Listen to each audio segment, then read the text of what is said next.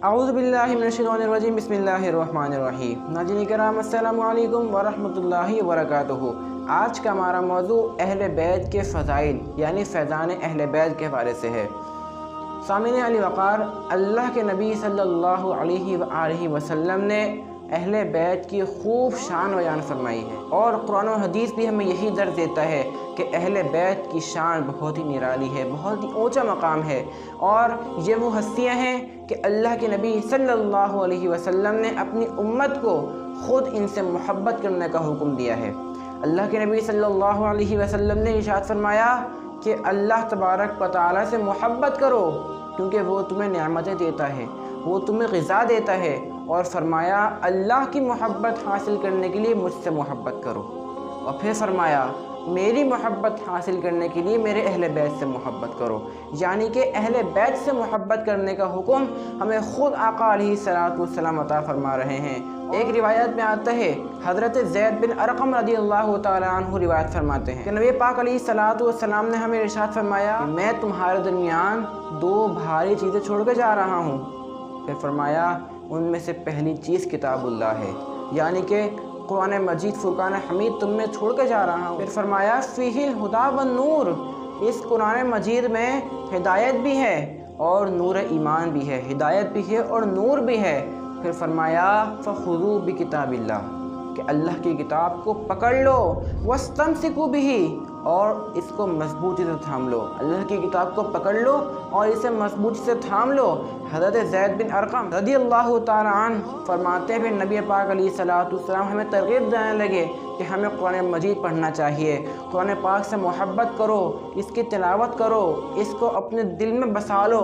हमें तरग़ीब दिलाने लगे, तलक़ीन करने लगे। फिर फरमाया उनमें से दूसरी चीज़ मेरे अहले बैत हैं, मेरे अहले बैत से मोहब्बत करो। नबी पाक सल्लल्लाहु अलैहि वसल्लम ने इरशाद फरमाया उज़क्किरुकुमुल्लाहु फ़ी अहली बैती, कि मैं तुम्हें अपने अहले बैत के मामले में अल्लाह से डराता हूँ। यानी मेरे अहले बैत के मामले में कोताही ना करना, इनको तकलीफ़ ना पहुँचाना, इनसे बुग़्ज़ और हसद ना करना।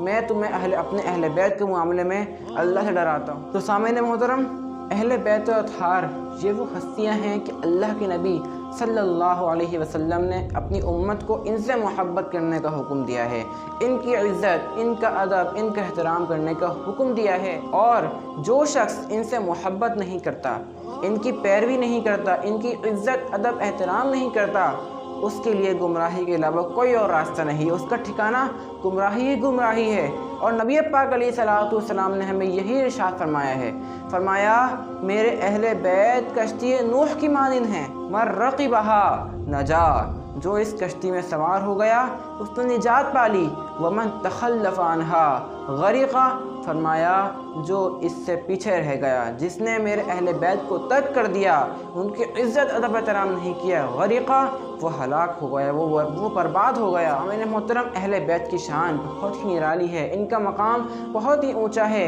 एक रिवायत में आता है अल्लाह के नबी सल्लल्लाहु अलैहि वसल्लम ने इरशाद फरमाया अपनी औलाद को 3 बातें सिखाओ। उसमें से नंबर 1 अपने नबी अलैहिस्सलातु वस्सलाम की मोहब्बत, नंबर 2 अहले बैत की मोहब्बत, और नंबर 3 तिलावत कुरान मजीद सिखाओ। सामने मोहतरम, इस ज़माने पुरफ़ितन ने हमें इस रिवायत से बहुत पीछे कर दिया है, बहुत दूर कर दिया है। इसलिए हम अपनी औलाद को डॉक्टर तो बनाते हैं, इंजीनियर तो बनाते हैं, मगर हम अपनी औलाद को इन 3 बातों पर तवज्जो करने का नहीं कहते। यही वजह है कि ज़माने के साथ साथ हम भी गुमराही की तरफ जा रहे हैं, हम भी आहिस्ता आहिस्ता दीन से दूर होते जा रहे हैं। हमें चाहिए कि हम भी अहले बैत अतहार से खुलूस के साथ, दिल के साथ मोहब्बत करें, इनका अदब एहतराम करें। अल्लाह तबारक व तआला हमें अमल करने की तौफ़ीक़ अता फ़रमाए। आमीन। वमा अलैना इल्लल बलागुल मुबीन।